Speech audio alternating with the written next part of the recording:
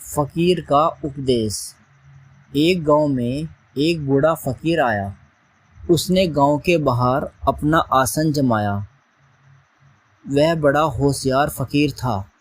वह लोगों को बहुत सी अच्छी अच्छी बातें बतलाता था। थोड़े ही दिनों में वह मशहूर हो गया। सभी लोग उसके पास कुछ ना कुछ पूछने को पहुँचते थे। वह सबको अच्छी सीख देता था। गांव में एक किसान रहता था। उसका नाम राम गुलाम था। उसके पास बहुत सी ज़मीन थी, लेकिन फिर भी राम गुलाम सदा गरीब रहता था। उसकी खेती कभी अच्छी नहीं होती थी। धीरे धीरे राम गुलाम पर बहुत सा कर्ज हो गया।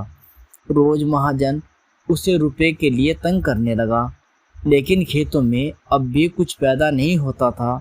राम गुलाम खुद तो खेतों में काम बहुत कम करता, वह सारा काम नौकरों से लेता। उसके यहाँ 2 नौकर थे, वह जैसा चाहते वैसा करते। आखिर महाजन से तंग आकर राम गुलाम ने अपनी आधी ज़मीन बेच दी। अब आधी ज़मीन ही उसके पास रह गई।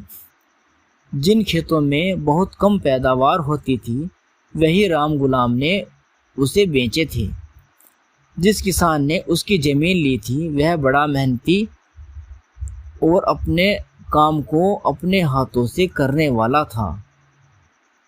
जो काम उससे न होता वह मजदूरों से कराता, पर रहता सदा उनके साथ। वह कभी अपना काम मजदूरों के भरोसे नहीं छोड़ता था। पहली ही फसल में उस किसान ने उन खेतों को इतना अच्छा बना दिया कि उनसे चौगुनी फसल हुई। राम गुलाम ने जब यह देखा, वह अपने भाग्य को कोसने लगा। इधर उस पर और भी कर्ज हो गया। उसकी बड़ी चिंता रहने लगी। आखिर एक दिन वह भी उस फ़कीर के पास गया। उसने बड़े दुख के साथ अपने दुर्भाग्य की कहानी फ़कीर को कह सुनाई। फ़कीर ने सुनकर कहा, अच्छी बात है, कल हम तुम्हें बताएंगे। राम गुलाम चला गया। उसी रात को फ़कीर ने गांव में जाकर राम गुलाम की दशा का सब पता लगा लिया। दूसरे दिन उसने राम गुलाम के पहुंचने पर कहा, तुम्हारा भाग्य का भेद सिर्फ आओ और जाओ में है।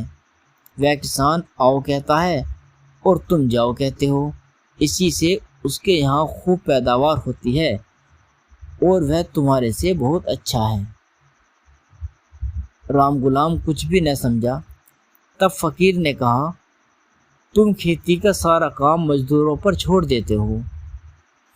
तुम उनसे कहते हो जाओ ऐसा करो, पर खुद न उनके साथ जाते हो ना काम करते हो।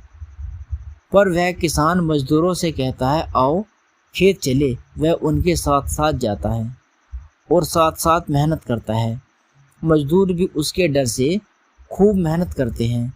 तुम्हारे मजदूरों की तरह वह मनमाना काम नहीं करते। इसलिए अगर तुम चाहते हो कि तुम्हारे खेतों में खूब पैदावार हो, तो जाओ छोड़कर आओ के अनुसार चलना सीखो। राम गुलाम ने फ़कीर की बात मान ली। उस दिन से आलस्य त्याग कर वह अपने खेत में मजदूरों के साथ कड़ी मेहनत करने लगा।